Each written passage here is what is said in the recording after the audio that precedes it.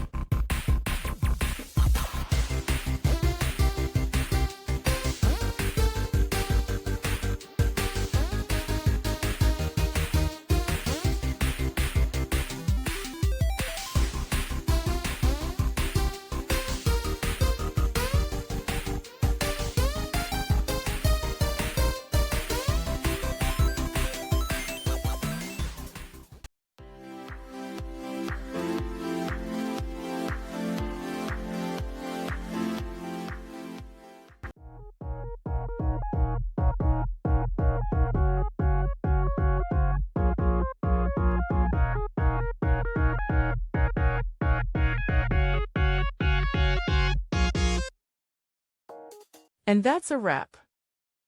I hope you found the answer you were looking for.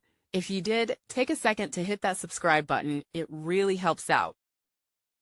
And let me know in the comments which solution worked best for you.